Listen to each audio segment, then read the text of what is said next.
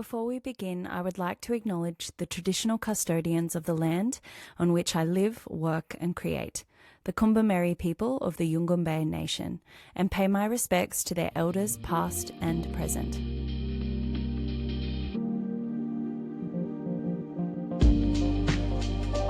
Hello and welcome to A Nourished Woman, the podcast. I am your host, Mikka Raer. This is a conversational series created to guide women towards a more true, whole, fulfilling and joyful way of living. Together with some truly incredible guests, we embrace what connects us to our vitality and some of the ways that we can nourish our minds, bodies and soul. A nourished woman represents a return to wholeness and reclamation of our innate wisdom, our body's intelligence, our appetite for life, and our capacity for joy, play and pleasure. It's about moving beyond mere survival and embodying a nourishing and generative mode of living that is aligned with our values, our energy, our desires, and honours the season of life we are in. Thank you for being here. Enjoy.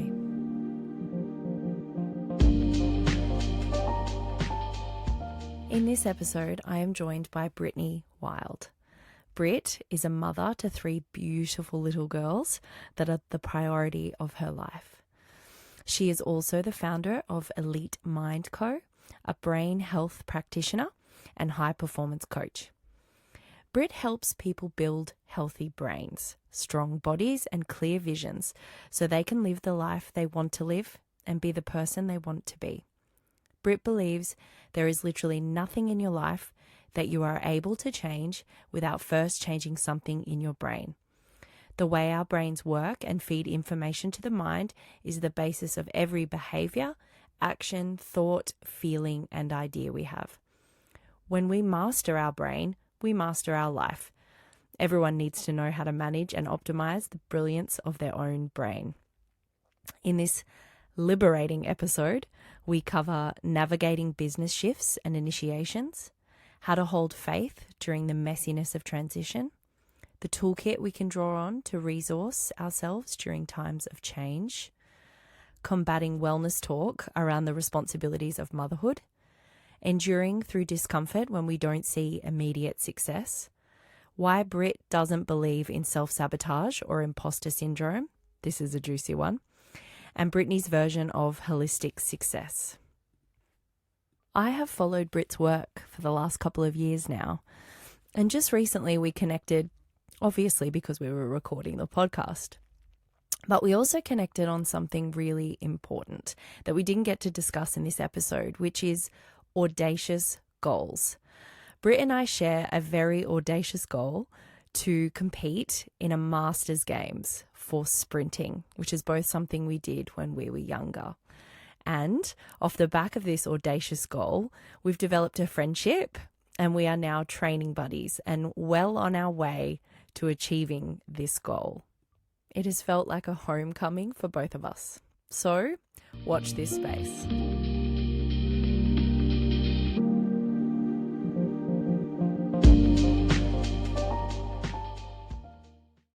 Brit, the first question I have for you is, how would you describe the current season of life you're in? What an amazing question. I don't think I've ever been asked that.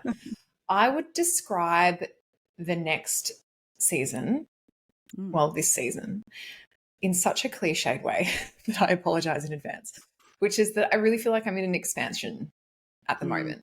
I do feel that I'm right at the beginning of a new season. I feel like I'm wading through some new areas of my life, and I really feel like I'm on the precipice of some major growth and expansion. So it feels really exciting around this place. Yeah, I love that. So I've kind of followed along with a bit of your journey just purely through social media over the last few years. And I feel like you've initiated and experienced quite a lot of shifts and changes and expansion. Yes. Moving from New Zealand and then a big move from WA to Queensland, those are like the physical moves. But also shifts in your business, which we'll get into kind of the most recent one now later on. But how have you navigated all of these shifts and initiations? And maybe like what were the catalysts as well? I'm really interested to know that. The catalysts have been what has worked isn't working anymore. You know, it's like everything is awesome until it isn't, and everything works until it doesn't, and everything is exciting until it isn't anymore.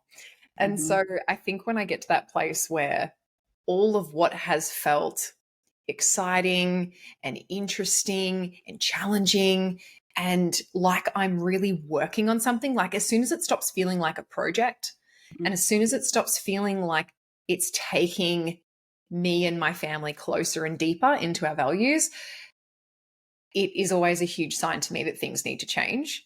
I would say that I feel great during change. Like I'm someone who really enjoys it in that, like, I will catalyze it myself. I will create it. It's often a voluntary, self-generated kind of change. But there are certainly parts of it. And there's this book that I'm currently reading by Bruce Fuller, I think. And it's called Life is in the Transitions. And he speaks about the long goodbye, the messy middle, and new beginnings. And I think I thrive in the messy middle. I think I thrive in the new beginnings. I feel like the long goodbye is really hard for me. And it's just like the one thing that I find really challenging, which is that something often has to die for something new to be born. And that can be really challenging. So like leaving New Zealand, I was so excited when my sights were set on the move because it gave me something to work on and to focus my attention on. And then when I arrived in Perth from New Zealand, for example, I just had this huge come down because I realized that I was actually saying goodbye to New Zealand and I was saying goodbye to what was there. And so, I mean, it's messy, right? It's messy. How have I navigated it? Messily, chaotically. I'm an incredibly organized person. I know how to execute a project. I know how to be in the messy middle. I know how to be gracious with myself. I know how to feel big feelings that come up. I really struggle to say goodbye to things. I really struggle to accept that with new beginnings comes big, long, sad goodbyes. And so I guess it's been a big combination of all of those things. Catalysts have just been, it stopped working. And am I content with it the way it is, or has it stopped working and now I'm getting to a tension point or a friction point, which is inviting me to change? Because I think there's a big difference. And then navigating it usually by setting my sights on the new beginning and navigating the messy middle. The bit that's hard is the long goodbye for me. Yeah. And I suppose with that, is it just a process of kind of just moving through it, you know, almost like the way you would move through or with grief? 100%. It's a grieving. I do feel like there gets to a point of acceptance. And I think that tipping point for me is when I start finding joy in the new beginning. I start, it's like in hindsight, you recognize, oh, that really needed to happen. And I think when you get to that point of understanding how and why it happened, you can come into a place of acceptance and you can almost grieve and accept and contain what has been, and so that you can actually move on. I think when you're in the messy middle and you don't have the gift of perspective, or you don't have the gift of hindsight, it's really hard to understand the discomfort and the pain of a long goodbye. Like when you're in the thick of it and you're like, well, I don't know what the new beginning is yet. And I just know the old thing isn't working, and that's so hard. So I quite enjoy getting to that new beginning, even if it's risky. Even if you've got a lot to lose, you feel as though, okay, but I'm here now. And I've said goodbye and I have hindsight and perspective and I understand why all that happened. And you can kind of just, I guess this is the part that I do well, which is just put your foot down and hit the accelerator. And that feels more comfortable to me than, being in the process of grief, which is not pretty. Yeah. Or just accepting the way things are and continuing on without actually making any significant changes. Totally. Yeah. That messy middle and the unsteadiness that can come from that. Because I would say I'm definitely a person myself who loves a new beginning. Um, and at times I have struggled with the goodbye, but I definitely have found over the years a lot of unsteadiness in the messy middle. And of course, like hindsight, I mean, it's the best thing ever, because then we get to see what it is we've gained, instead of focusing on what it might be that we've lost. Totally. Yeah. Yeah.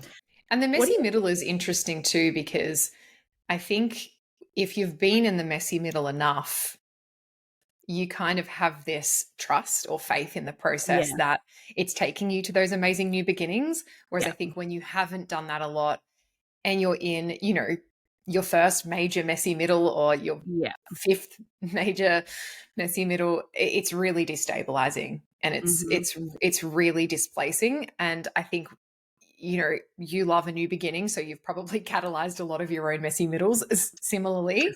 Yep. I relate. And I think when you've done it a lot, there's like a faith or a trust in that middle process that probably a lot of people find really discombobulating.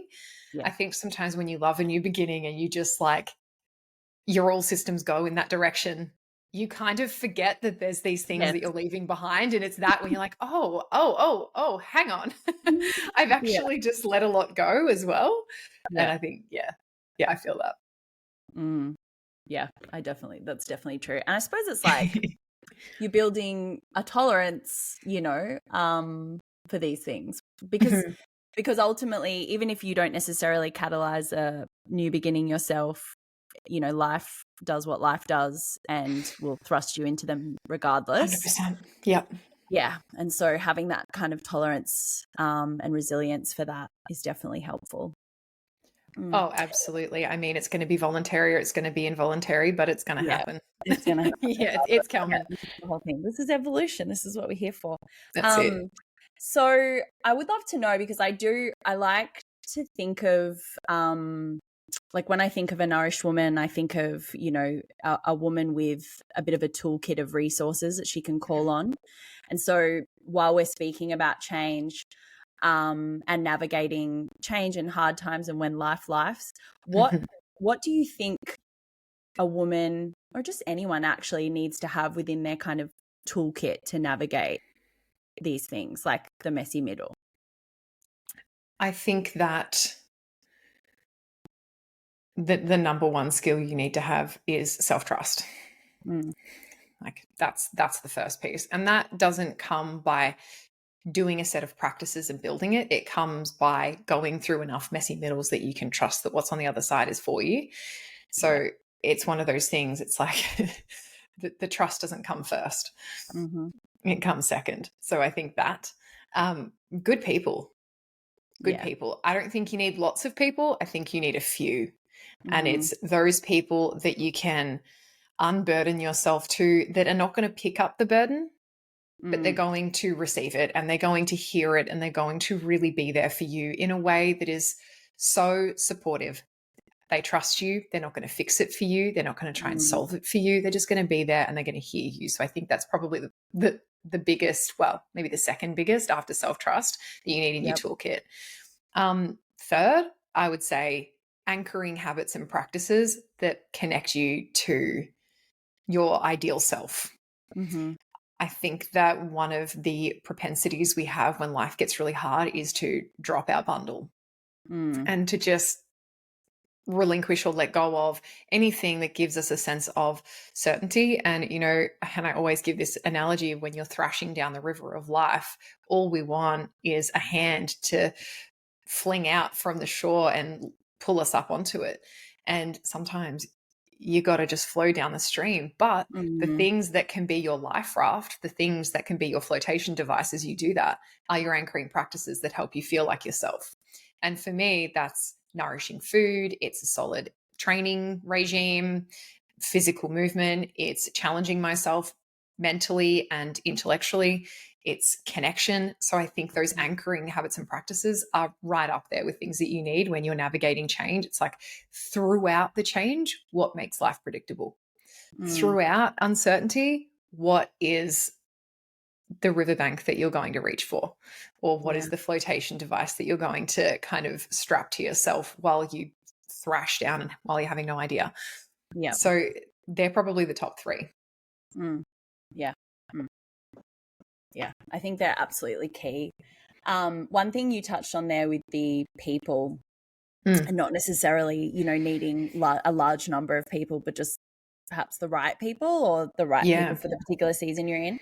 And I know that you've spoken about this before. I think it might have been on one of your podcast episodes about, the village, but the village being exhausted themselves, overwhelmed themselves. And I had a little giggle because it's true. It's very true. I think, I'm someone who's previously identified as, someone who's really kind of self-insulated, I won't bother that person with my, whatever, because they're already got, a gazillion things going on.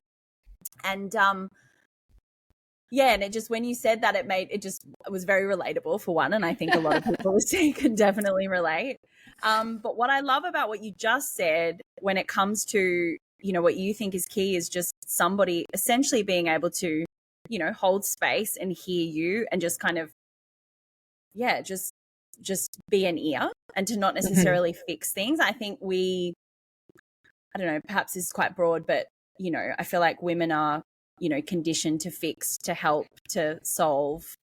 And even myself, it's, been honestly something I've had to learn, I think, is just being there for someone as opposed to feeling like I need to fix or give advice or anything like that. So it just made me think of when you mentioned, that everyone's exhausted. It's well, if we just took the pressure off ourselves and we just listened and held space, that might just be enough.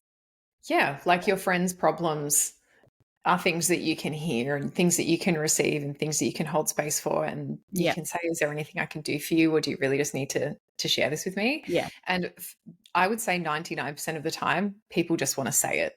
Yeah. They don't even want you to do anything. I actually spoke to my husband about this the other night and I said, I'm going to let you know anytime I need to do a conscious rant where I am going to use language that may be offensive and you're just going to have to sit there, and it's not directed at you. It's just about life and things that are frustrating me. And as soon as I've finished, you have permission to completely forget it, pretend I never said it. I just need you to hold the space and hear me while I do it.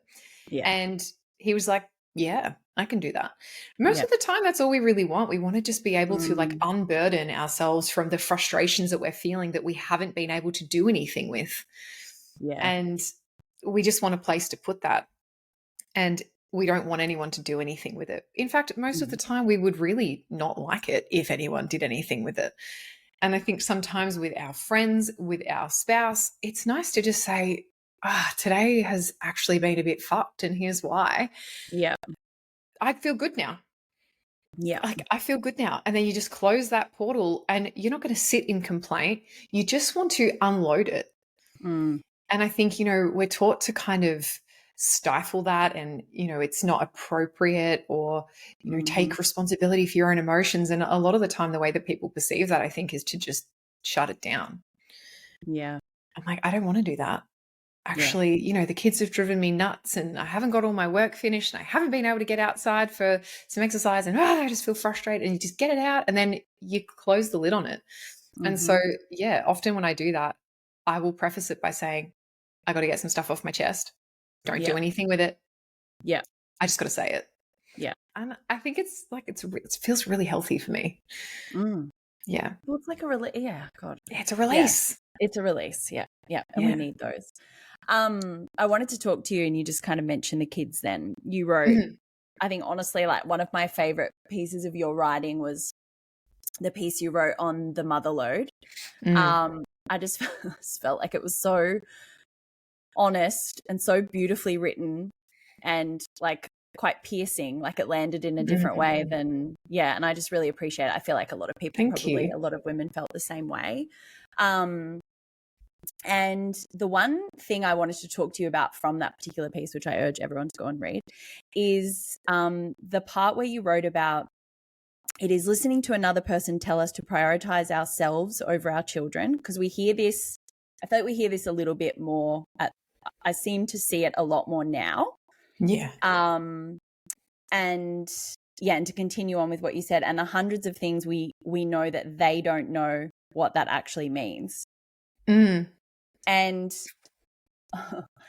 it just, it really felt true for me. So I would love you to kind of expand on your thought with that. Yeah. Well, thank you, firstly. And what I meant by that is I think a lot of people that preach that are people that don't have children. Mm. And it's incredibly, or they're people who are sprouting a message that they've heard a million times before because someone cool once said that you need to come first. And I think if you ask every mother to look at her child when her child is upset and say, but you matter too, go out the door, leave your child like that, go for a run, go take what you need. I don't think that there are going to be many mums who choose that. No. Because there is a deep, deep biological, primal love that will trump card any need you have for yourself. And that's not something you can bypass by laying over some sort of personal development speak and solve or heal. I think that this idea of the things that you know, and what I meant when I said that was the things that you know that maybe someone else doesn't know that's telling you to prioritize yourself, is that every time you walk out the door when your child is upset or your child is saying, mama, mama, mama, is that what you're choosing is not just yourself. You're choosing to leave your upset child. You're choosing to leave an imprint. You're choosing to pass that problem over to someone else when they are not the person that your child wants. You're asking the dynamic to be disrupted. You're asking everyone else to hold your shit while you go take what you need and then to walk straight back into this. There's so much that people are asking us to do when they say prioritize yourself that they will never understand until they're in that situation. Like sometimes, you know, my children have had a big week at school. They've got, you know, friendship stuff going on, and they're, you know, one of my girls right now is really, really sad that we're moving. Like two of her favorite people live in our street and she's so sad. So she comes home every day and she's been holding in all these emotions all day, and then they're bursting out when she comes home. And then you go to the rhetoric that says, prioritize yourself. And I think, but that's not the priority. And it's not to say martyr yourself is the opposite of that or is the alternative. It's that there's sometimes, most of the time, you're going to get what's left over. Yeah. You're going to catch the overflow. You're going to catch the bits that are left. And I think that it's just silly and it's maybe ignorant to think that mums can constantly put themselves first. It's just not how you're wired. And I often think about the wiring of the brain when I think about mums, and that is that during the process of pregnancy, and especially during the process of birth, all of your neural pathways that were assigned and flagged as being I pathways, where you think of the self first. I want to go for a run today. I want to eat healthy food today. I want to have X amount of sleep. I want to be in bed by this time. I want to see all of those neural pathways essentially disintegrate and they turn into we pathways. Where we start thinking about what is best for us, what do we need? You become a collective thinker. And it is ludicrous to still act like you are an I when you are a we. And so I suppose the whole piece was driven from this place of, don't get on mum's cases for being exhausted. And don't look at them as if what they're doing is not okay, because it's what you will endure when you are a mum because of the love that you have. And I think it's a really incredible thing. But yeah, I guess that's what I meant by it, was that there's a million things you know as a mum. You know, it's like, put your own oxygen mask on first. It's that whole approach. I don't know many people who are choosing that option when faced with the reality. I like it as a theory. Yeah. I like it as a theory. But you know, the other thing that mums know that a lot of other people don't know is that wherever you think your capacity is, you've probably got about 50% more in the tank. Like, we've just got more. You've just got more. Whenever you think you're broken, you're not. You've got more. And I think it's just something that mums know, where you're just like, oh, I'll just endure. And that's not all that motherhood is. Of course, there are moments and there are times where you are going to choose yourself, when it's appropriate, when it's applicable, when it makes sense. Yeah. But you're going to make sure you've dotted a lot of I's and crossed a lot of T's before you do that, because you're a collective thinker and that's just how you're wired now. Yeah, absolutely. I mean, you are someone, I think, who does, obviously you do prioritize your health and well-being. And so I suppose I just want to, because I think something that I've definitely experienced is the people-pleasing tendencies and the martyrdom to an extent. And so, yeah, I definitely don't think it's like from one extreme to the next. I think there is some kind of perhaps spectrum. And I like what you said about, where it's applicable and where it's appropriate and where possible. Like how is there a way, it's probably, I suppose it's very individual, but is there a way that we can kind of identify when it's time or when it's appropriate, or, and then when it is? Because I know sometimes there's like that overwhelm of like, oh, okay, I've got this spare time for myself. I've carved out this time. Yeah. And then it's like, okay, what do I do? Do I go and lie down, for 2 hours? I know. Do I go and exercise? Do I read a book? Do I study something? Do I I know. Yeah, I totally get it. I guess it is really individual, and I think it depends on the age of your children. I think it depends what your values are. I think it depends what your drive is. I think it's what you care about the most. I mean, I'll speak from my own experience here, which is that, my youngest has just turned 2. We've just finished breastfeeding. That felt like a really significant moment for us, because through that, I gained a bit more sleep back. I wasn't quite literally being drained. And so I started to feel a bit more robust in terms of my health. I did a gut protocol. I was like, okay, all of these things that I've been putting off because the time hasn't been appropriate, because I've been breastfeeding and co-sleeping and doing all the things, I don't have those restraints anymore. And so I gained a little bit more robustness in that process. Then when I look at my values, I'm also looking at, my top values are health, family, and curiosity.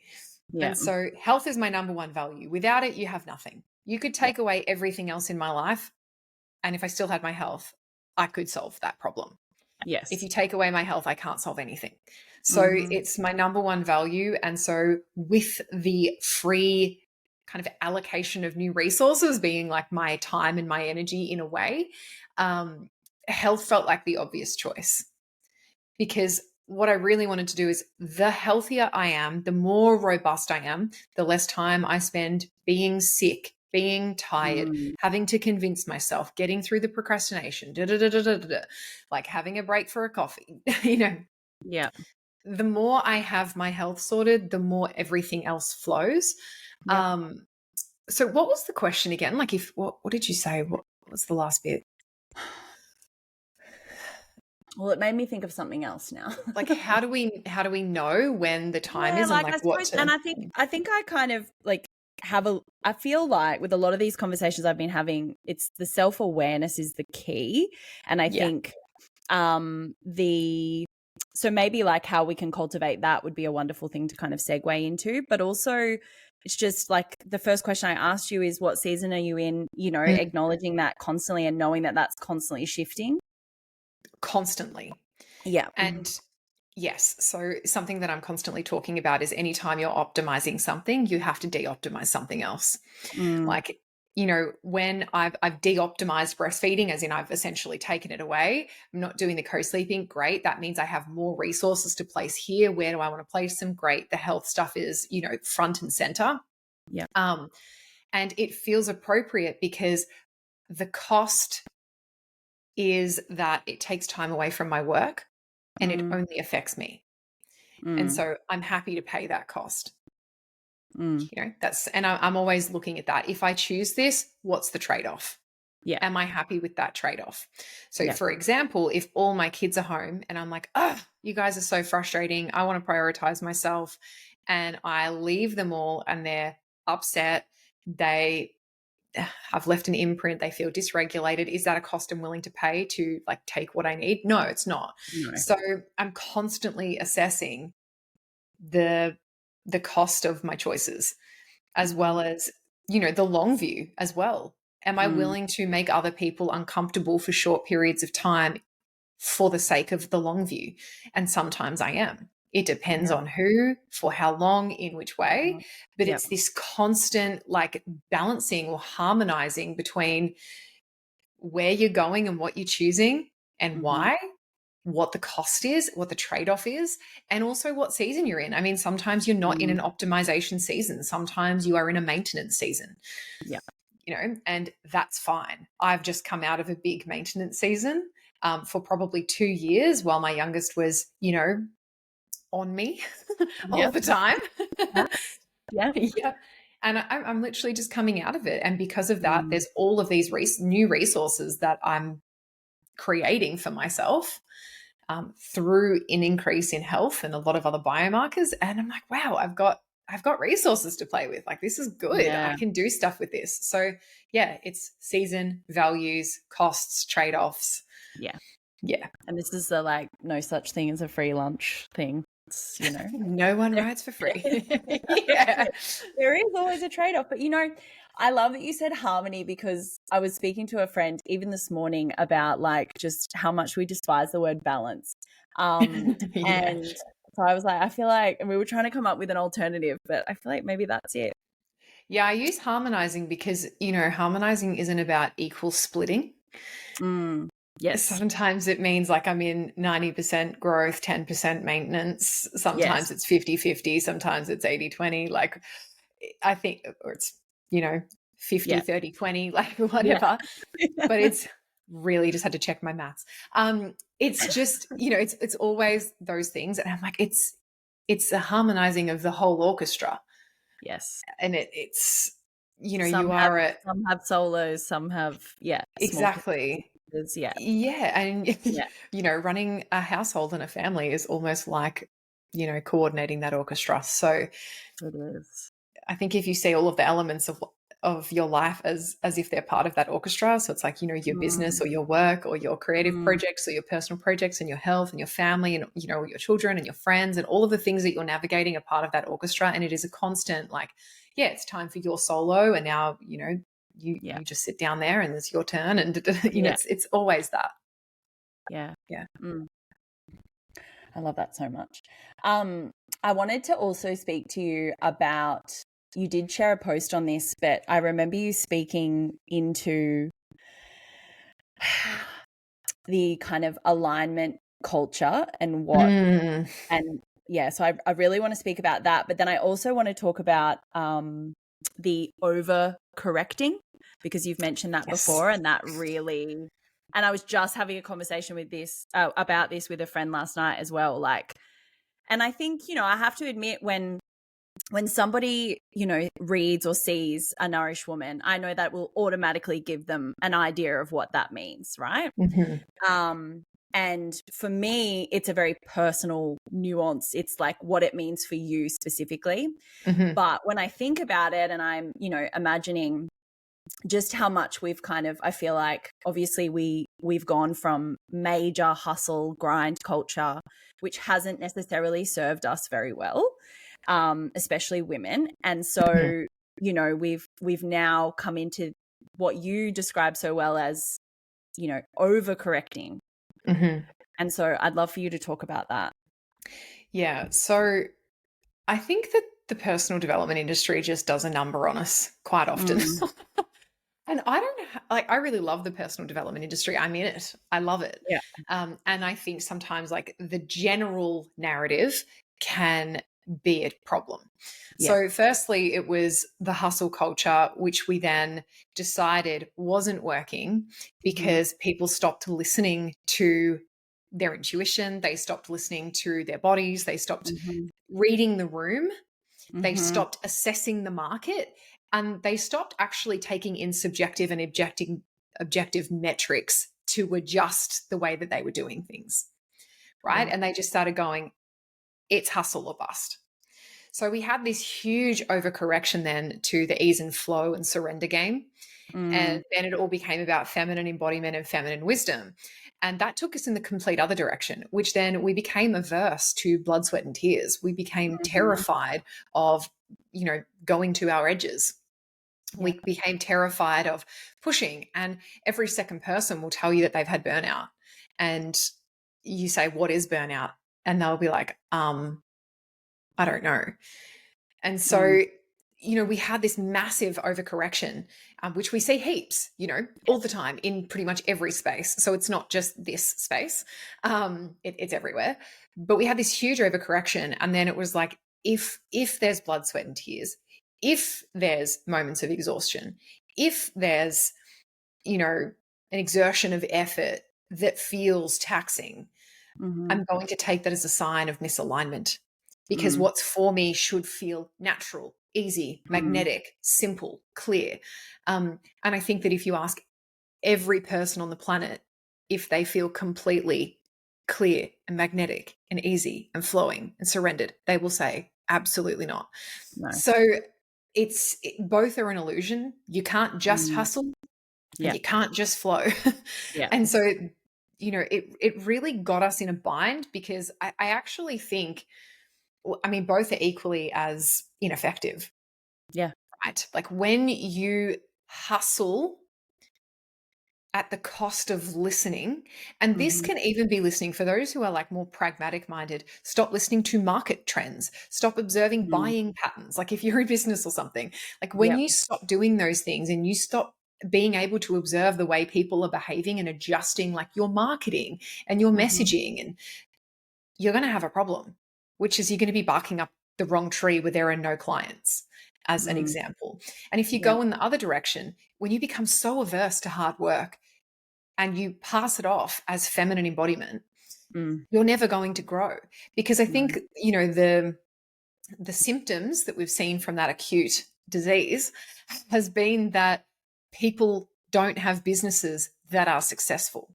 Yeah. All of these people, and I'm speaking about business because it's obviously like what I've been observing it mostly in, but I think people, or you could even take exercise as a great example.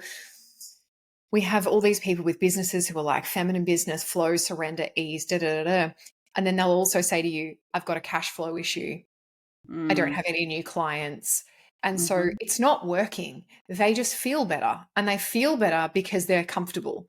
And that's a disease. Yeah. Comfort's a disease. Like if you stay in that place forever, it's a disease state. Yeah. Like when you think about living a sedentary lifestyle is in and of itself a disease state, it's the same when it comes to your drive. It's the same thing. It's a disease state. So my personal thought is that there has to be a place where we come back into a state of equilibrium or harmony. We like that word. We like harmony.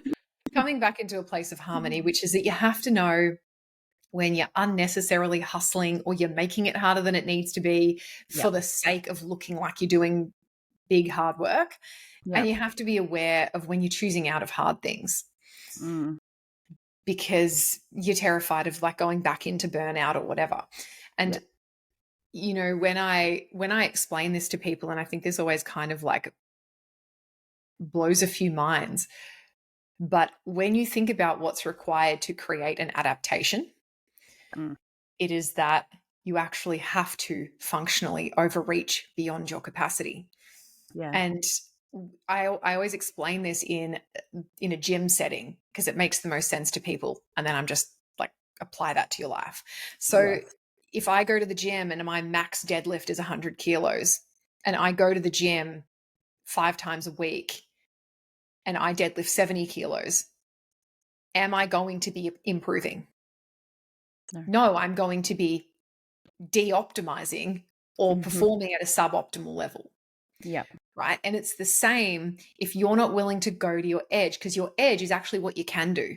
It's actually just your maintenance level. Yeah. So if I can do 100 kilos and I keep going and I do supporting exercises that help me get stronger and I hit that deadlift and I'm continuing to do 100 kilos and I keep training at that until I see an adaptation where, all of a sudden I can do more reps and I'm doing it with more ease. Great. I've adapted. now I am able to functionally overreach again. And so you Yeah. go through these phases of like the project, which is the maintenance, and you're working on the supporting elements that are going to help you be better at that thing. And then you adapt, and then you increase. And I think people really forget that they actually need to be hitting their edges, and they need to be hitting their capacity to have any sort of improvement. Yeah. And most people are sitting there saying, yeah, I want my life to improve. And they're terrified of their edge.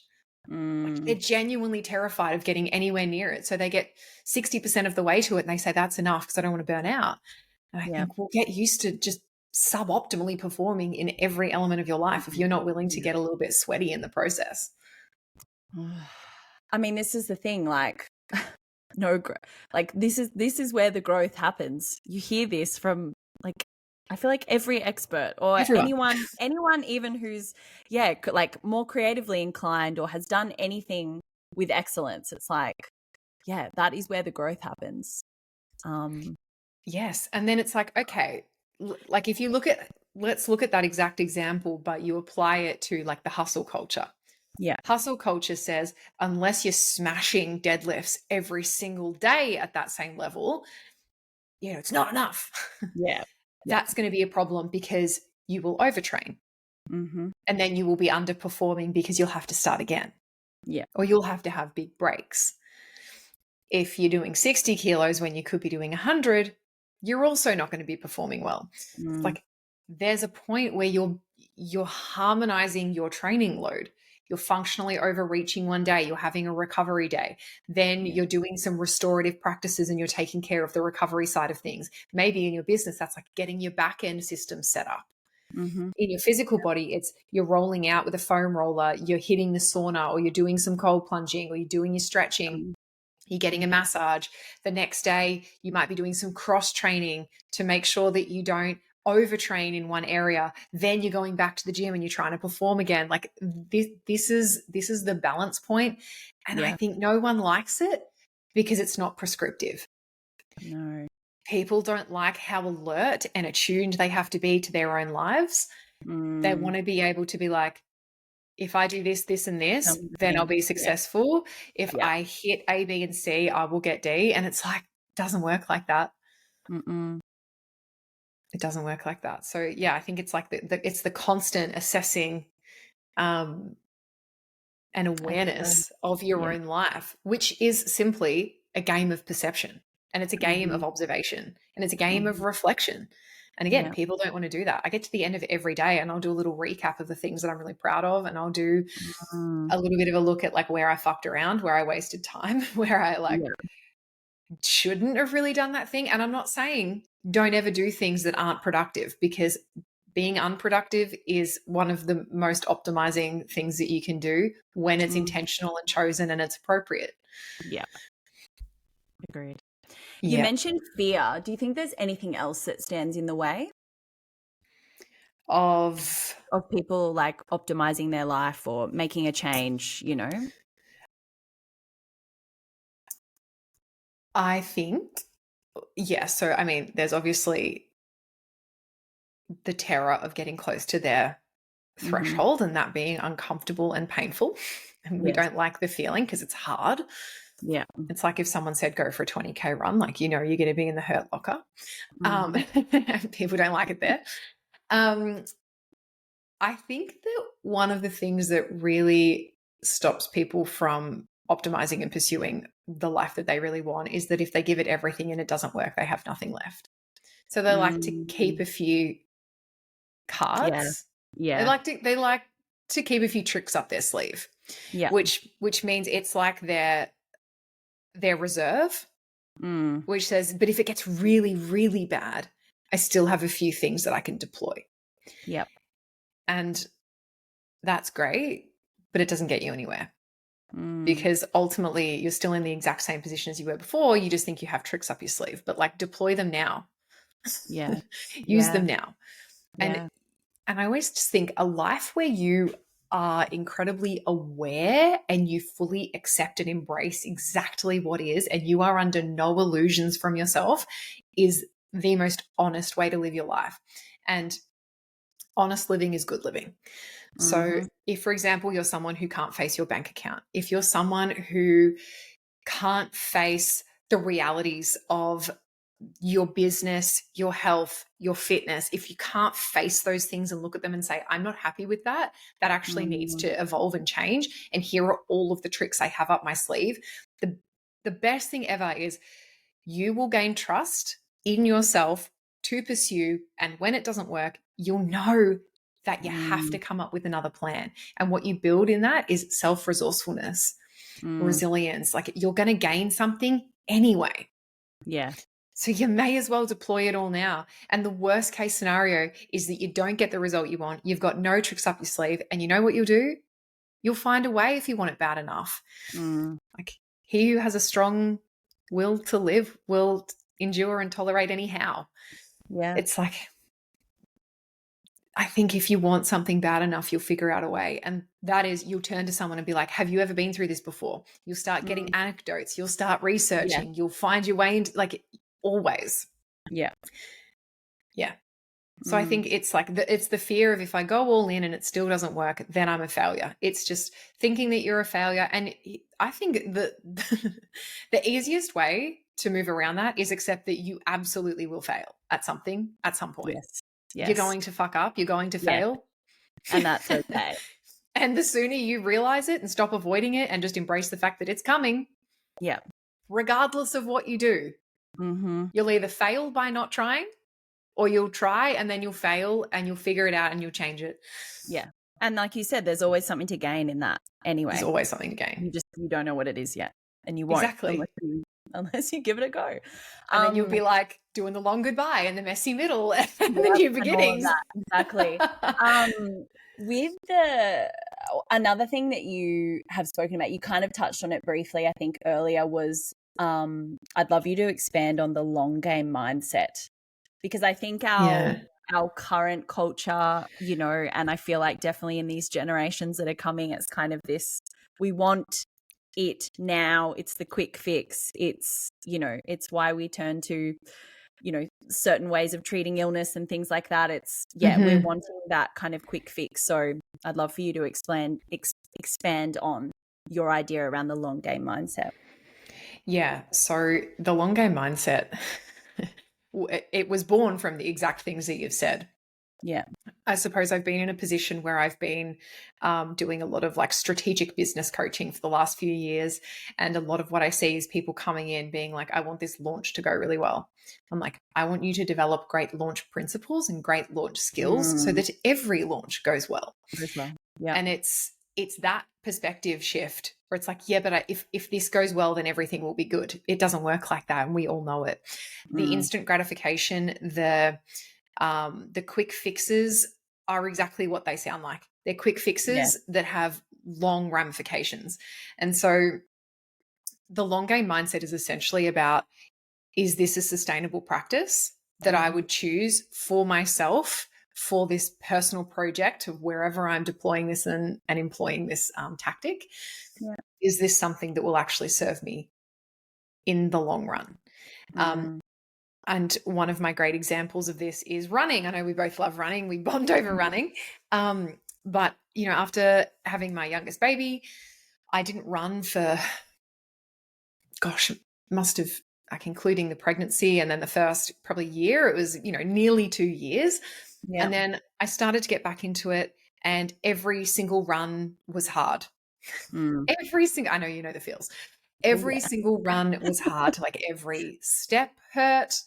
And my lungs felt like they were going to burst. I had no aerobic fitness, essentially, which is a big fall from grace from someone who, has essentially centered my whole life around this.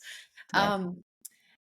And the short game is, I'm not seeing an improvement. This isn't giving me the results that I want, which is that I want an endorphin high. I want mental health improvements and clarity. I want to feel physically strong. I want to see that it's having an aesthetic improvement on, in my physical body. I'm not seeing any of that. And I can honestly say to you, I saw negligible improvements for 6 months. Yeah. It was just long, hard. It was a slog. I knew I was building a foundation. I knew that it was doing things, but I could not see it and I could not Yeah. feel it. Yeah. And the long game mindset is there's going to come a time where I feel it. Mm. And the long game is staying the course for that. Yeah. Because the why is stronger than the how. Mm-hmm. How I have to get there is shit. Yeah. It's not fun. It's not enjoyable.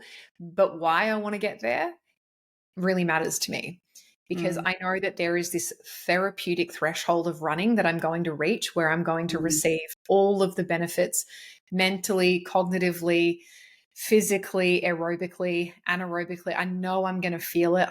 I've got to hold out until it comes. Yeah. It was 6 months where I started noticing that my minutes per kilometer started to just naturally increase, even though I felt like I was going the same speed. Yeah. So I was like, oh, I'm really noticing a difference where like my natural pace has come down about 30 seconds per kilometer. It's like, oh, this is good. Yeah. And I got to say that was like the start of exponential improvement. Mm-hmm. There was a huge compound effect, because once I started noticing that benefit, then I was like, great, I've had an adaptation. Now I'm going to push it. Now I'm going to see if I can start doing some sprints. Now I'm going to add in some intervals. Now I'm going to add in some 1 kilometer time trials. And it snowballed.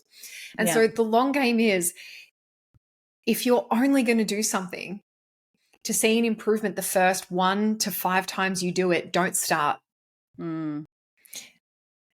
If you get results that quickly, it's probably not worth it, or it's probably doing something with a big cost to you. Like all great things come through endurance.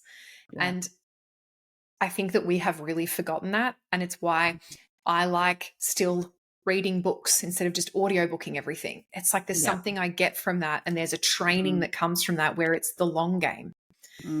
And I don't ever want to lose the skill of being able to persist for the long game. I think it's going to be a really important skill, and it's also going to be rare. Yeah. It is rare.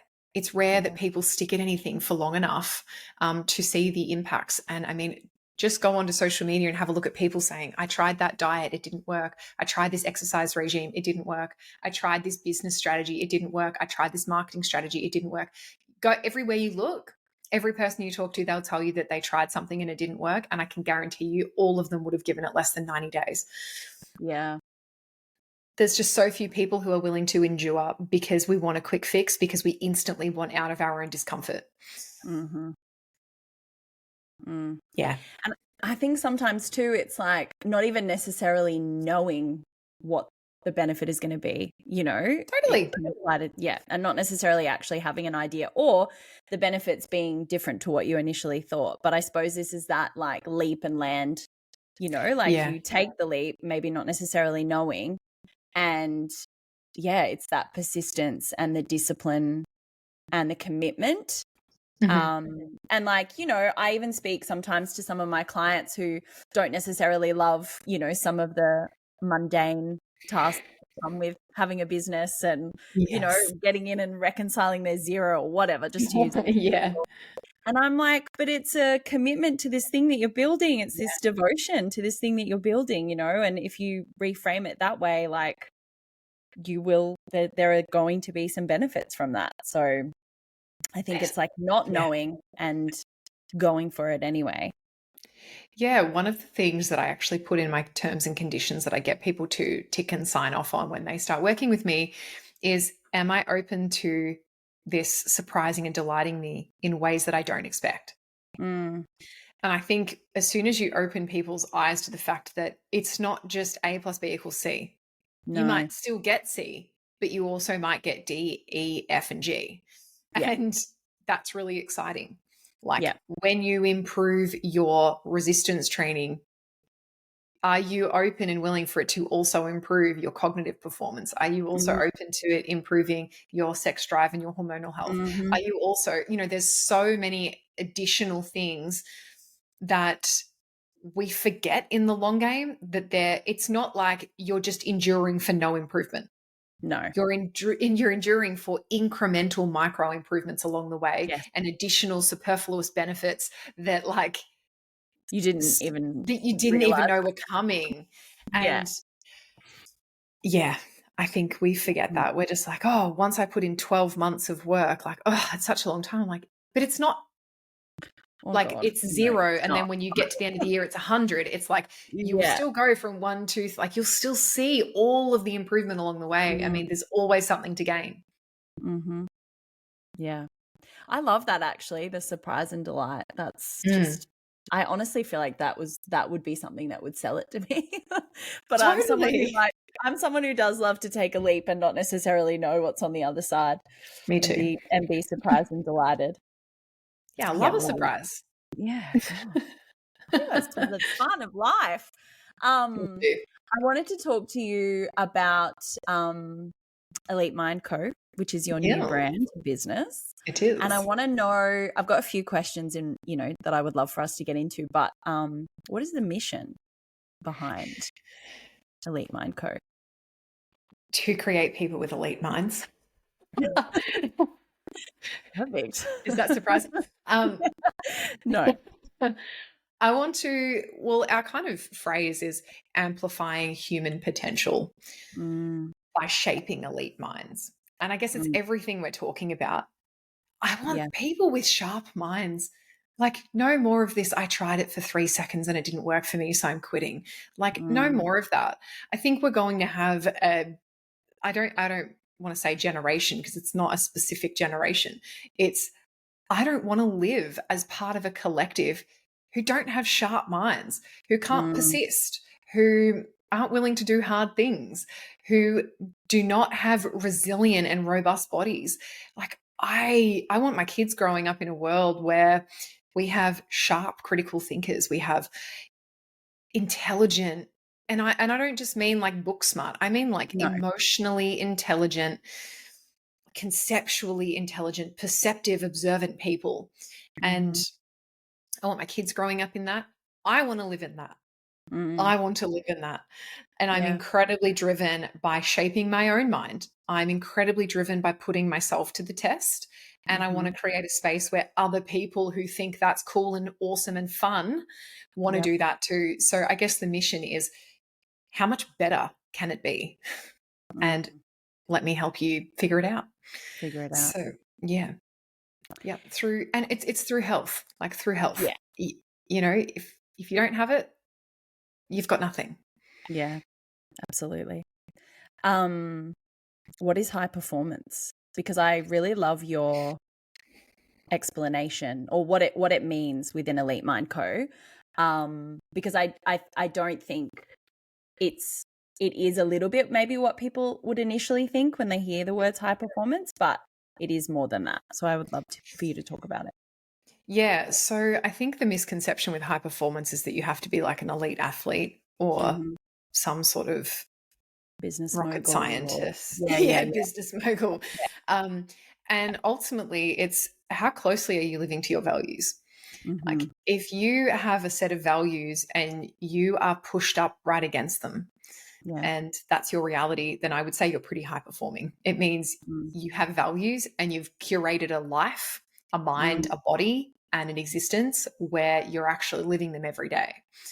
So that's what it means to me to be high performing. It's that you are performing at your personal highest in the areas that matter to you most.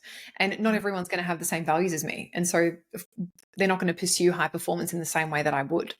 And so I suppose when people hear it, it can be off-putting because they think, well, I'm not an elite athlete. Yeah, I'm not a business mogul. It's, are you someone with values that would like to live them? Because if you are, then a high performance life would be calling you. And I have no time for people who don't want to pursue a high performance life. Truly, like when I really get down to it, I'm like, if you don't want one, it's going to be hard for us to connect. Like, if you are not driven to live your best life, if you are not driven to improve yourself and your experience of life and to have deep, amazing relationships, if you're not driven by those things, you probably, you won't get anything out of the Elite Mind Co. But we probably won't connect as people either. Yeah. Yeah. So I guess that's what it means to me.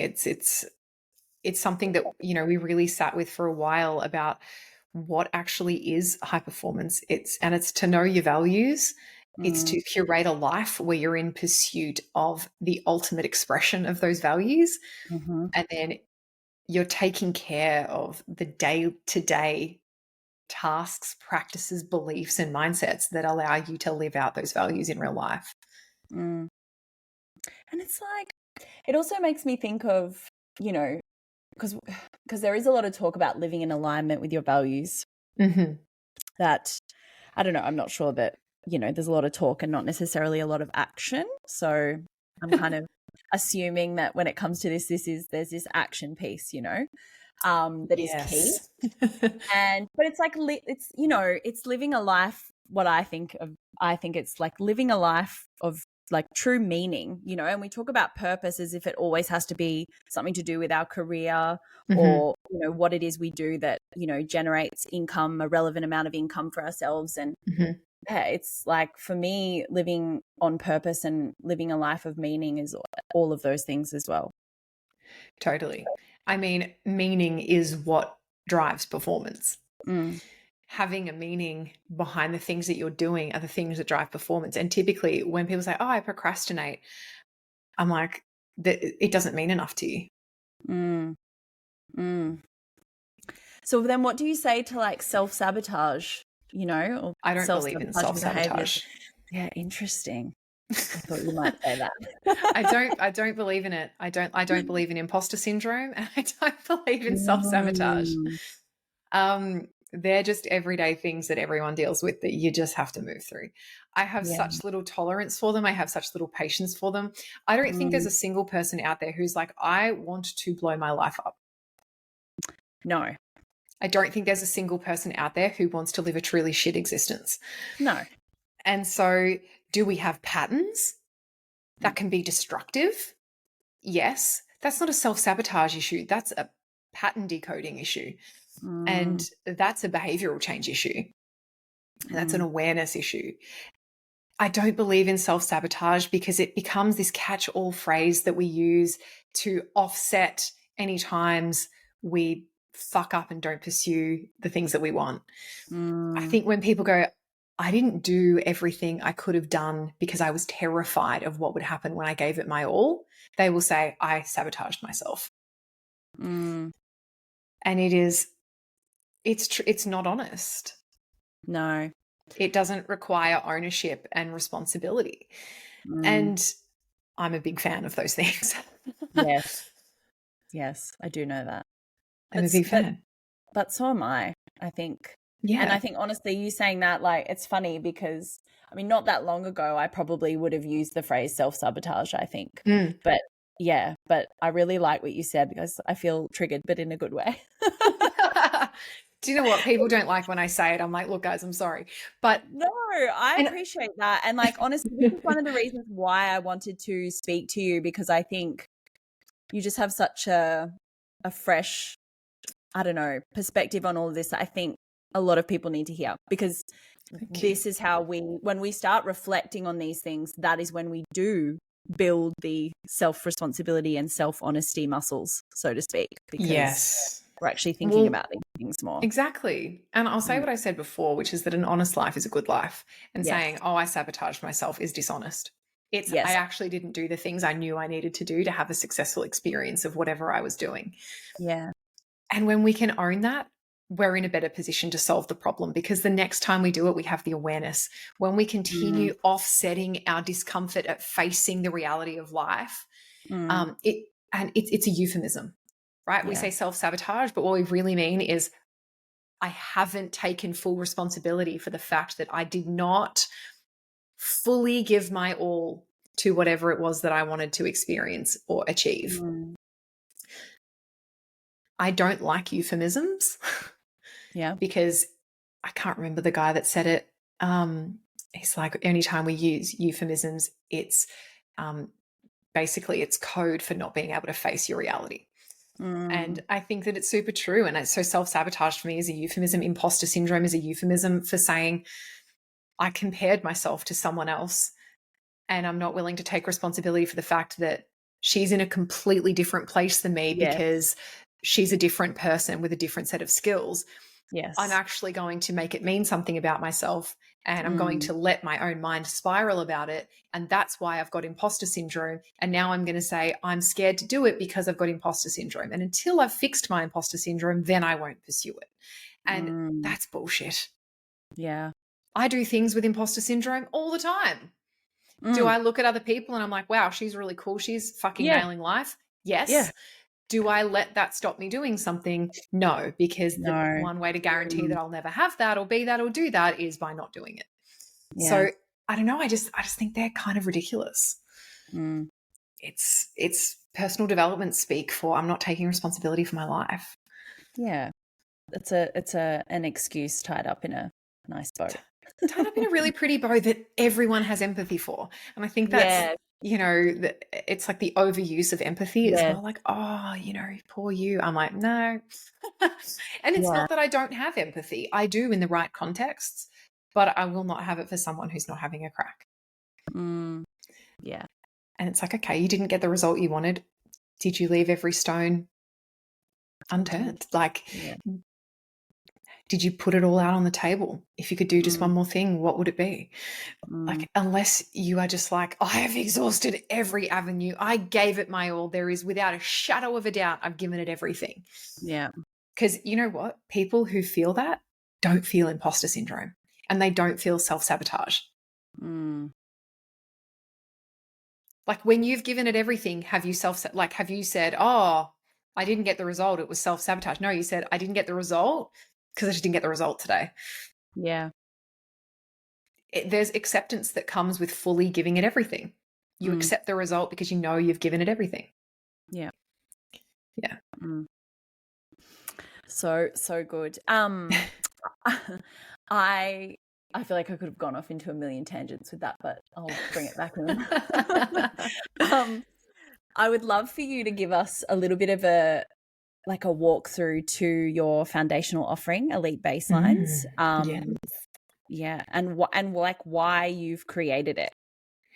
Yeah, so Elite Baselines is kind of like our signature program that we've began the Elite Mind Co with, and it's a 4-week experience to come in and learn high performance habits. The reason I created it is because through researching, studying, observing, assessing, and reflecting on all of the people, like the people around me that are having versions of success that I think are holistic and well-rounded, meaning they're not just a business mogul, they're not just an elite athlete, they're someone with great relationships, who has drive, who has intelligence and emotional awareness and perspective.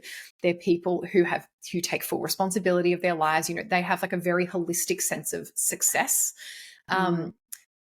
They all share a specific set of behaviors, habits, mindsets, beliefs, and actions that they do consistently, persistently, and repeatedly that creates an environment that is conducive to success. Yeah. And so after I did that, and I have essentially either naturally already been doing those things, or I've implemented more of them into my life and I've been doing it all year. I want to create a space where people can come and learn how to do that, where you can come and learn to actually put yourself in a position where you have the greatest, highest potential of actually living a high performance life, which goes back to that original definition of living pushed right up against your own personal values and what matters to you most, a life of meaning to you. And so the space was created because I care about those things. I want to be able to teach those things to other people. And I want to create an environment where people who are driven to live a high performance life can actually come together. Because how great does it feel when people who have really aligned values and really similar ways of seeing life, and they want to be in the driver's seat and they want to create an amazing experience for themselves, their families, their communities, when they come together, amazing stuff happens. And I wanted to create a space for that. So that's essentially what Elite Baselines is. And then, is that what you asked me? Yeah. Was there something else? Yes. Did I answer it?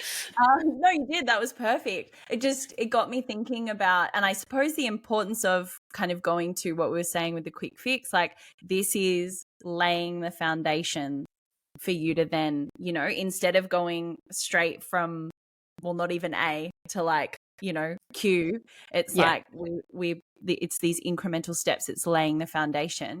And, you know, funnily, it got me thinking about what we were speaking about yesterday in person about the gut and kind of like resetting the gut and like, you know what I mean? Like laying that foundation to then, for optimal health and Well, it's actually such a great analogy because we were talking yesterday about how everyone's out there like, take a probiotic and eat all the fermented veggies and it's like, but if you don't have a good foundation and you're dealing with an environment that has SIBO, leaky gut, you know, all of these things, you can put as much sauerkraut in as you like, but it's essentially not doing anything. No. So if you don't have a solid foundation, and again, this comes back to the long game. Most people are not in it for the long game. They want the 6-week course that's going to revolutionize their business and their income. They want the 2-week weight loss, blah, blah, blah. They want 4 weeks to a big booty. You know, they always want the thing that is the biggest result in the least amount of time. And I get that that makes sense from like a resources perspective of like how much of yourself you're going to give to something. It also, what we know is that with big change like that, anytime you're like doing acute change where it's like heaps of change in a short period of time, we know that there is acute adaptation very quickly with an incredibly steep drop off. Yes. So what we know is that when people set a New Year's resolution, 85% of those people have stopped doing everything by midway through January. Because when it's not sustainable, when it's not incremental, when it's these big, huge changes in really short periods of time, we know that it's just not sustainable. And for people who have this desire for the short game, instant gratification, they get sucked in by it. And then the really sad thing that happens from that is that they develop these stories and identities about themselves that I'm someone who can't follow through. I'm someone who doesn't complete things. I can never stick to habits. And they're setting themselves up for just endless lack of success, like endless failed pursuits, because the structure or the system that they're using to implement change and create adaptation is so flawed. Doesn't work. It just doesn't work. It literally doesn't work across the board unless you are a very specific person. And I would say if you are someone who has mastered a bunch of these habits, you can do big change and you'll probably stick with it because your how muscle, your will muscle will be strong enough to actually do it. Like if I decided tomorrow that I was going to implement a daily practice where I would stick with it, no doubt in my mind. But that's not the case for everyone. All of the micro changes had to happen first. Yeah. To be a person who could do that. Yeah. And this is like where they talk about just thinking about habits, like starting small, so to speak, starting with something simple and then building and like stacking, you know? Yes. The smaller, the better. Yeah. So, and I think the thing that people forget about this is that there's a really big difference between having an ultimate, unrealistic, shoot for the stars vision for your life and sustainable practices for building habits to get you there. They're not the same thing. So when you're building a habit, you're saying it has to be realistic. I have to know that I can achieve it. And I have to have an easy implementation process to get there. And people are like, well, that doesn't sound like it's going to do much. Well, it does when it compounds over time and you continue to grow and increase the stimulus. Then you're going to end up with a long-term effect. Yes. And so in James Clear's book, Atomic Habits, he always talks about if you increase the efficacy and efficiency of your habit by 1% every day, by the end of the year, you have a compound effect of a 38% increase in the efficiency of that thing. Yep. And so when you think about it that way, if I did a year of something, would I like a 38% improvement or would I like a 75% improvement in 30 days and then a steep drop off to zero? Yeah. So, you know, it's like it works. People who are driven by instant gratification always go the big, loud, let's do it huge. And those that have endurance, who will have genuine success, would rather see minimal improvement early because they're in it for the long game. Yeah. And we know that it works. Like, we Yeah. know that it works. We know that that's actually the path. It's like daily micro incremental moments. One foot in front of the other. Yeah. All of that. Yeah. I would love to know what your version of holistic success is. Yeah. So I guess it's kind of what I was outlining before, which is that there are many elements of my life that are high performing. Mm-hmm. So I want to be wonderfully healthy on the inside. I want to look that way on the outside. Like, I want my internal health to be reflected on the outside. And I have no shame in claiming like beauty and radiance are a goal. So that's a huge thing for me. So that internal health is like, I want to have, and I feel that I do have right now, brilliant mental health. I want to feel really mentally resilient and robust, because inevitably big shit will hit the fan at some point, and I want to be the person who can handle it. And I want to be able to be a rock in that process for my family. Yeah. So mental resilience and robustness, amazing internal health, as you know, all the gut things that I'm doing right now. Gut health really matters to me. I want to be someone who people would look at in terms of like my health habits and think, wow, that's really aspirational. Yeah. I want to be strong. I want to physically be very strong. I want to be fit. I want to have amazing aerobic fitness. Like, that's that's kind of the goal in terms of health. My next value is family. I want to feel deeply connected to my children. I want to create an environment for them that is safe, regulated, supportive, loving, warm, that encourages challenge, that encourages risk, that encourages effort. That's huge.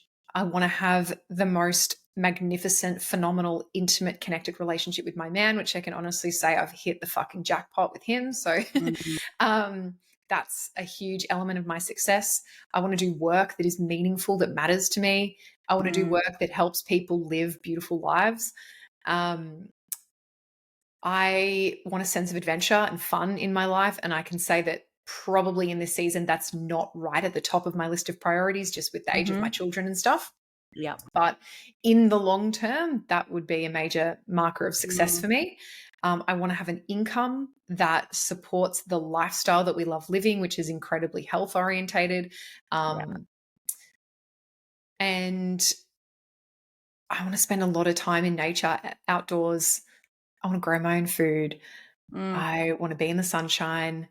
I want to be salty and sandy and sweaty as much as humanly possible. And I want to feel deeply, deeply connected to the few people that are the inner circle of my life. I have no big desire to be constantly surrounded by people.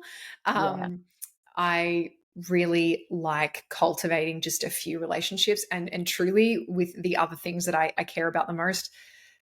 That's what's left, and that's what feels truly nourishing, is like 3 to 5 friends that are super close, that are just like my people, you know? Yeah. So I guess that's my version of success. That's what it looks like. And I would say I live pretty close to it right now. Probably the thing that's lacking, that I don't feel there's a huge drive for, is the sense of adventure. Purely because traveling internationally with kids sounds like my idea of hell. So might just wait on that. And just give that 5 years. With multiple children? Yeah. Oh, like, man. we traveled, we went to South Africa when my eldest was 18 months old. Oh, God. That's an awful age to be on a plane that long, because they can't sit still. They're not necessarily going to want to watch it. Well, he definitely didn't want to watch anything. No. It's just, I mean, honestly, like, the amount of steps around the plane, like, and it's just not a fun time for anyone. I was having a very similar conversation with another friend the other day. She's like, you know, like, we really want to go skiing in Canada, but honestly, the idea of having my 3 children on the plane a hard no. So she's like, maybe New Zealand because it's only 3 hours away. Oh, I'm like maximum 2-hour car trip. That's all I've got in Oh, me. yeah, we've And avoided road trips like the plague for sure. well, we did the 5-day road trip Oh yeah, from when you Perth move. to Queensland, and now I just will not do that. No, God. And yeah, I've said to Rory, I would rather wait until my youngest is 5, fly Yeah. my mum up here, get her to be here for a week and be Yeah. with my children, and just go with Rory and I. Like Yeah. until they're significantly older where they can like really Do enjoy that. it and experience. Yeah. I am not down. Yeah. Like it does not call me at Yeah. all. And I feel like this is like everything comes back to the long game, but it's true. And it's like, you know, it's actually okay because obviously we see a lot of like, you know, we see people traveling with their kids and different things. And I'm not saying that it's not possible because it definitely For is. some people they can do it. I am not that Yeah. person that can deal with that much chaos. Yeah, agreed. But I think it's like goes back to the season and the acceptance around that. It's and also knowing that like just because I'm not doing those things in my 30s and maybe I'll do them in my 40s, like that's okay, you know? Totally. Yeah. Life doesn't end when you hit 40. Like No. I Or am when you have fucking children. pumped. I Or when you know. have children. Yeah. Well, I'm really happy. I had kids quite young. Mm. And so, you know, my kids are going to be like 15 when I'm 40. Wow. Yeah. So I'm pumped. Yeah. I'm absolutely pumped. I think that's amazing. Like, I can't wait. I can't wait to have deep relationships with my kids then. I can't wait to take them on trips and do those things. But right now, at this moment, no. it sounds And horrible. also just, you know, like, I mean, this is a whole other conversation about aging, which I hadn't intended on getting into, but like, you know, and I think this is, you know, because there is something to be said about, you know, kind of, I don't know, jumping into things or, you know, using the good china or, you know, like this is it. And we never know how long we have, which is very true and relevant. But there, like when I look back on my 20s, I'm thrilled to be where I am. I love being the age that I am. And I know there will be more wisdom and more acceptance and more experience the older I get. And just to embrace that. Totally. I had this conversation with Rory just a couple of weeks ago, my man. And we were talking about the kind of the theory. Everyone's like, live like it's your last day. And like, if this was your last day on earth, what would you do? And I like it to a degree. And it's also really unsustainable. Like no one can bring that energy every day. All the time. Yeah. And I think that there are seeds that you need to plant for the long game. And then there's like, yes, can you do things like bringing out the good china? Can you eat off the fancy handmade pottery plates?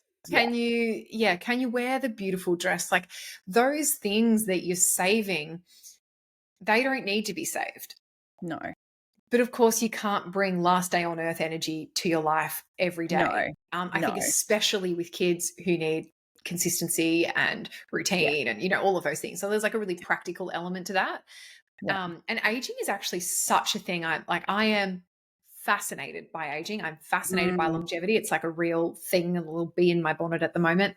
Yeah. But I think is just really interesting because I think with age you get this different perspective. You get perspective on what it means on your relationship to the bigness of your life. And I think in your 20s, you're not thinking about the future because you're thinking about what's right in front of you. And not that I want to bring everything back to the brain, but like your prefrontal cortex isn't fully developed until you're 25. And so I think of like who I was when I was 20, 21, 22, 23.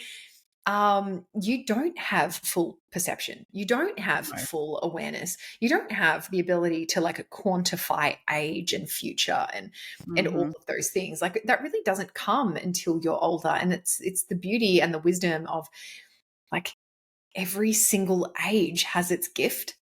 And I really think your 30s are this, I was looking at these statistics. Rory sent them to me actually, and it was about this point in your life that is so integral to your entire future, and it's actually your 30s. because he's like, and this graph showed all of these statistics kind of lined up, and it was about the fact that your kids are young, your resources are the lowest, you have you're at the peak of your career in terms of like output of what you can give output wise. You're at the peak of performance in terms of your career during that time as well.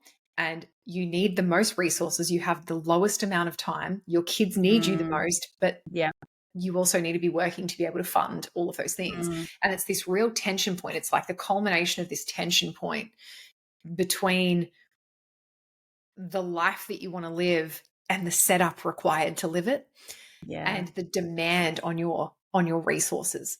And so the most difficult age was like, it was like between 33 and 42 or something like that. Okay. Because there's just such a demand. It seems right, hey, because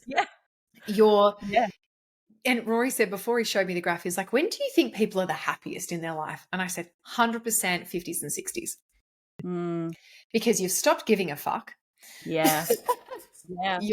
And you also know what, I think you really know what is like deeply important. You know what's important. You have perspective. You know all the things you wasted your time on. You're not obsessed about like your physical appearance anymore. You might have pride in it. You might care, which is amazing. But you're not obsessed with maintaining this like appearance of youth. You're not obsessed with, all of these things that took your attention. You're not, fighting for resources against, your significant other and your family, and like, you have all of the things that you've been trying to create, which is an abundance of time, passions and projects that fuel you, relationships that deeply matter, and hopefully vibrancy and health. And you kind of land in a place where that's actually possible. I just think it's so tricky. I hear people saying all the time, oh, like these are the years you'll wish for, these are the years you'll want back, these times when they're little. And I think it's really easy to say that when you have the perspective and the space that you don't have right now. Yes. And I do think there's truth to it. And I also think when you're someone who's super spacious, you think I would give anything to go back and have that, like the chaos and the cuddles and the snuggles and the mess and the smushes. And you would give anything to go back. And I think when you're in it, you would give anything for that spaciousness. And it's just hindsight, it's perspective. And I don't know. I think there's magic in both. Definitely. Bring on the 50s and 60s. I know. I'm like actually genuinely pumped for my 50s. Same. In my spacious era. Yeah. And like even, and I think this is the thing, my husband turned 40 this year, and it's like, to me, I feel like he hasn't aged at all. And what does it even, you know what I mean? Like, what does it mean? Age is but a number. It's true. Like, because except that we see like a lot of our friends, children now getting their licenses and doing these things. And we're like, wait, but we haven't aged at all. But I'm still 18. No, I definitely don't want to be 18 again. Definitely don't want to be 18 again. But and I suppose we do. There's a lot of fear around aging and all these kinds of things, which is why it's so important to set up these foundations, for our health and for all of those things that we ultimately want. As you said, I want health span. I want health span, not lifespan. I want that too. But that too. Yep. Like, don't knock me off my perch tomorrow. What's more important is health span. Absolutely. I mean, death has been a really big conversation in our house recently, actually. A friend of mine passed last year, and we didn't know she was unwell. And she left 2 little kids behind, and it all came as a massive shock to her friends. She lives in my hometown. I obviously live far away, so I wasn't, and I was talking to her that whole time. She never mentioned a single thing. And it was just this hugely perspective shifting thing for me, where I just thought, like, we really,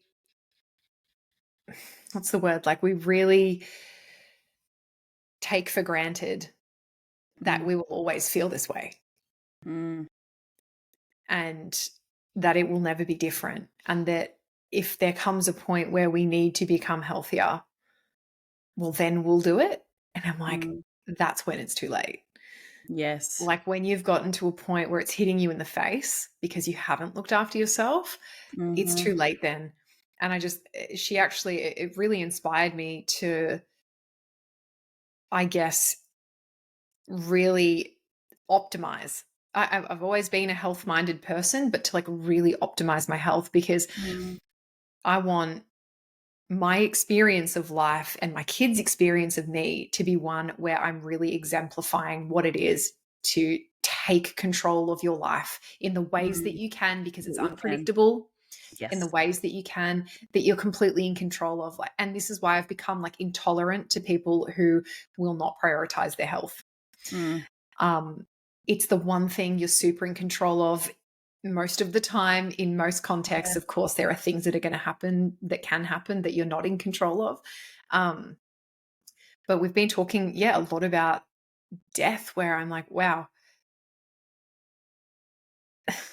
it's just, I think when you're so close to it, not in terms of age, but like people around you. Like a friend of mine has passed and she's in her 30s. Like it's fucking insanity to me. I think just being really touched by death in that way, it really, really opened my eyes to like how precious and precarious our physical bodies are.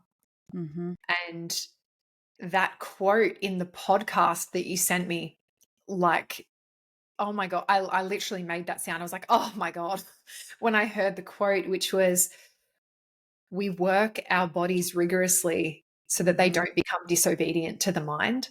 Yeah. That Seneca quote. And I loved it. All discipline starts in the physical body. Like all discipline starts as physical discipline. And it really reminded me of that. Like this closeness to death reminded me of how in control of your physical body you are. Yes. And that is the greatest gift you can give other people, is to be robust. It's the greatest gift you could give yourself. Be robust, be healthy, be like really fucking own that for yourself. I mean, when people say like, oh, I just don't really like cooking though, or, oh, it's really hard to prioritize exercise. I'm like, you know what's harder? Death. Or, you know, chronic pain or chronic disease or all of the things. Yeah. Yes. I'm like, or you get to 90 and you've not lived for 40 years. You know, maybe your lifespan is exponential. I just think if I'm going to be here for a long time, I want to feel good while I'm doing it. Like I'm not in control of how long I'm here for. No. But there's things that are going to make it more enjoyable while I'm here. Yes. And things that we know will ultimately probably ensure that you're here for a long time. Exactly. And they're so connected. They're inextricably linked, right? Absolutely. Yeah. I mean, look, we've not in the same age, although I do have a really good friend who's struggling with stage 4 cancer, and she's quite young. But my nanny recently passed away, and it was so it was like kind of the first brush with death in our family. And you know, our matriarch and all of those things. I have a family of mostly women, so yes, it was very significant for us. And you know, and same for my kids. It just opened my eyes so much to the whole process, because I think I've been someone who's been quite cagey. And I suppose this comes back to, like, I was going to make this point earlier as well because it felt relevant, but it's like we act as if we're not going to die, even though it's the one thing we know is an absolute like certainty. You know? 100%. It's the only guarantee. Yes. And one of our family friends was speaking at my nanny's funeral and was just talking about, like, this isn't necessarily to do with health, but you know, talking about a particular career. She wanted to be an archaeologist, but at the time wasn't allowed to study it at university, just being a woman. And then obviously, you know, in that generation, you're having children young and that's your life. And that was her life. And I just thought to myself, like, and I want to acknowledge my privilege here as well, but I have the opportunity to do pretty much anything I want. Why would I not try and do everything I want to do? I couldn't agree more. I'm like, I am so lucky. Yeah. Like so lucky. I could be pursuing anything I want, doing anything. And so I do. And I will. Yeah. But I just think, you know, and let's also come back to, everything that we've been talking about. It's like, yes, and that gives you a rocket up your ass to go and do something. And there's also like structures and systems that you can implement that make that sustainable. Because, and this is what people do when they listen to a motivational speech or they see a little piece of inspo on Instagram. It gives them that little dopamine hit, which is a neurotransmitter that happens in anticipation of reward. And so they get this little dopamine hit because they think, I'm going to experience that, because they see a 90-second reel that looks inspiring. And then they start and they don't get the reward, and then they don't do it. And so the motivation and those big moments in our lives where, you go through a process of, being very up close and personal with death, and you get perspective, and it reminds you of the importance of certain things, and it inspires you to go and take charge of, X, Y, and Z. And then it's like, how do you approach that in a way that's actually going to truly leave a lasting imprint on my life, instead of these quick dopamine hit approaches to, I'm going to commit to, whatever it is, this 30-day thing or this 20, and then it's going to change my life. It's like, no. What's the lifelong game? And what is the point that you would reach where you would decide that that's enough or it's too hard and you'd give up? Because almost everyone is like, oh, well, if I did it for 30 days and I didn't get a result, then I'd stop. Everyone has that. I'm like, I have a finite number of days where I would be healthy. Yeah. Nothing would make me stop. And until you get to that point, don't stop. Like that's when it's anchored, I think so often it's like we give it these tiny little snippets of time and we don't see these instant results. And then we go, oh, well, that death is in the rearview mirror. So not a big driver at the moment. Yeah. And I guess it's probably indicative of the patterns that we're seeing collectively. Yes, absolutely. I want to wrap up quickly, but I wanted to kind of bring it home with a little bit of chat about food, which I know you mentioned earlier. Yeah, it's my favorite topic. But I know you mentioned earlier that you kind of have gone through a bit of a protocol, and there were some things that were going on there. So I would love to know maybe a little bit about like what your relationship with food was previous to doing that and kind of what initiated the shift. Yeah. So aside from possibly a shaky relationship with food in my late teens, early 20s, largely due to pressure to perform in a particular way through my sport, that's pretty much the only time I haven't had an amazing relationship with food and nourishment. Like I've always been someone who has nourished myself really well. I was the 21-year-old who would go to the Whole Food store and pick up a random ingredient and be like, oh, I wonder what I do with this. And I'm going to create a whole recipe around this one random thing. So I was always really driven by food. I love food. I've, just farming culture. It's just always been a really big part of my life. Yeah. And then I had my twins, and honestly, like, to be completely frank, we were broke. Yeah. So our food was like whatever you can get in, basically. Yeah. And then, I had a big kind of growth period with my business. Things became a lot more easy to navigate in terms of finances and what we could invest in. So the food became a lot more robust and beautiful and vibrant and incredible, fresh. Which was fresh and amazing, which was awesome. And then I had my youngest, and I honestly just felt so full. Like my life was so full with a little tiny baby, 4-year-old twins. It was during the big global shenanigans. So they were at home all the time. It was 247, 365. And I was just like, it's too fucking hard to get in my kitchen and make myself a separate meal or to make something huge and nourishing for my whole family. And so I basically ended up de-optimizing and building habits in reverse, where it was too busy in the mornings. So they started school. It was too busy in the mornings to have brekkie. So, I'll just wait till they get home, till I've gotten home from dropping them at school. And then it was, it's time for her nap. I'll just feed her and put her down.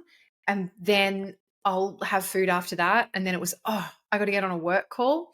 I'll eat after that. And sometimes before I knew it, it was 12 o'clock, 1 o'clock, 2 o'clock in the afternoon, and I hadn't eaten. Yeah. And then it was, quick, what food have I got that I can eat because I'm starving and I'm going to kill someone because I'm hungry. And then it was a really beautiful, healthy, nourishing dinner. Yeah. And so essentially I built these habits built around family logistics where it wasn't a focus, because sleep and feeds and nourishment and schedules and drop-offs and pickups became just this all over consuming thing. The impetus was like every good decision, fucking hell, I need to make a change. This isn't working. So it was essentially coming back full circle to our first conversation, which was it just stopped working. I did not feel, it was actually my mental health that was probably the catalyst. I wasn't feeling as mentally resilient, robust, and capable as I normally would. I was finding myself waking up in the mornings feeling low and flat, and just a little bit apathetic towards life. It was incredibly uncharacteristic. It is not a feeling I relate to well at all. I was like, what is this? This is so weird. Why do I feel this way?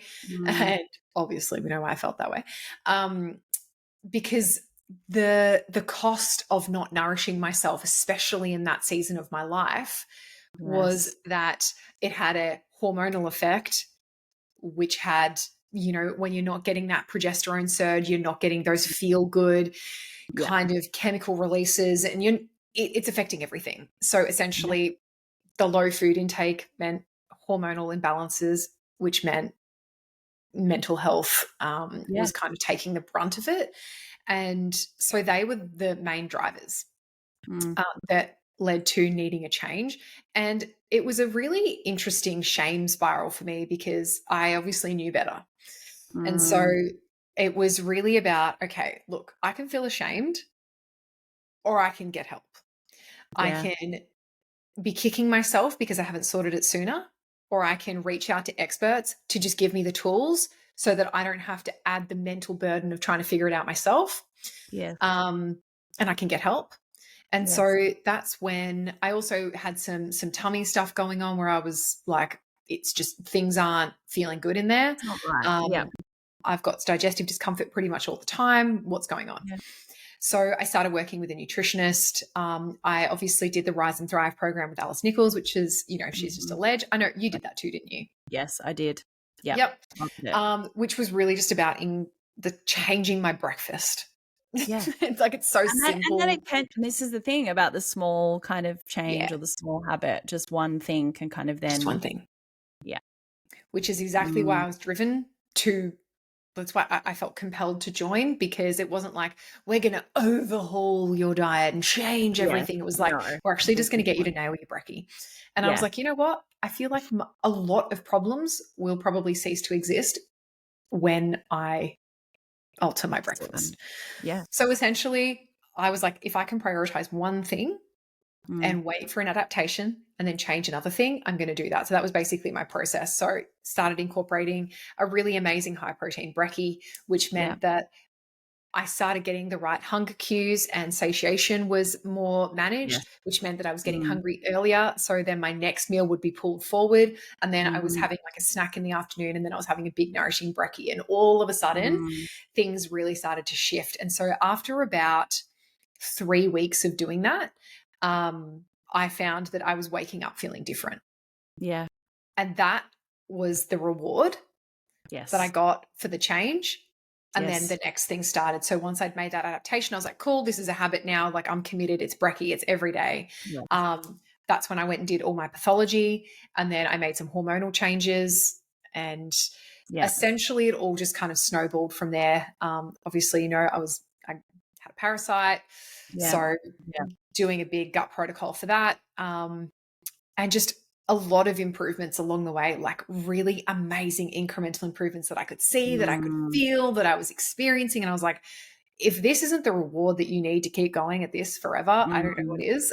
Yes. Which then also, I studied as a naturopath in my early 20s, never practiced, just did it out of pure passion and interest. But I've forgotten pretty much everything. So I was like, I really want to go back down this path. So I actually started studying functional nutrition. On top of that, again, no desire to actually practice as a nutritionist, but just amazing for schools. Totally. And also just the relationship between the gut and the brain. I mean, I'm obsessed with the brain, obviously, hence the applied neuroscience, but the gut-brain connection is just, a deep love of mine. Well, I've read Mind Gut Connection, and I think food. Oh God, I think it's actually right in front of me. The Food Mood Connection. That's another good one that specifically speaks about depression, OCD, anxiety, ADHD. Yeah. Yep. So I'm not surprised by any of that. But it's been phenomenal, the whole thing. And I just think it filters into all of those other things that are really important. Exactly. Yes. So I love that so much. So my last question, which is one I ask everyone, and it's just a little bit of fun.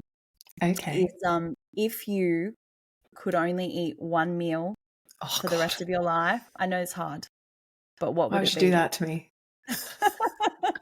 It's trumped a few people. Nostalgia seems to be the way most people go, but I'm very interested to know what yours is. I'm going to be so basic, bitch. Like I love it. I'd go something like a roast chicken. Yes. Yeah, like I'd want a roast. Mine's definitely a roast. Yeah. I want a roast because this is mine. Yeah, I think I'd go a roast. I'm thinking about the nutritional components. Like, could I live off that forever? Yeah. But I'm also thinking about taste. And then I was like, I could make a broth with that. Yes. And then, I feel like it could really goes the distance. It goes the distance. See, long game. I'm here for the long game. I'm thinking long term here. Roast chicken. I think I'd do a roast chook. Recipes for roast chicken and broth coming soon. Yeah, I love that. Exactly. I love that so much. It's so perfect. Yeah. Thank you so much for this. This has been just everything I thought it would be and more. And I'm really excited for people to listen to this. So thank you for so giving much. me your time. Thank you for the amazing questions. Oh, you're so welcome. So great. Thank you. Isn't Brit something? If you would like to explore some of the topics we covered today and look into Brit's work, you can find her on Instagram, I am Brittany Wilde, or over on The Elite Mind Co. Or you can simply visit her website, brittanywild.com. And of course, you can find all of these links in the show notes. Thank you for listening to this episode of A Nourished Woman. I hope something in this conversation resonated with you, and if so, please share it with a friend. You can hit follow or write a review or simply share on social media. It would be amazing. Thank you so much again for listening. Until next time, take care of yourself.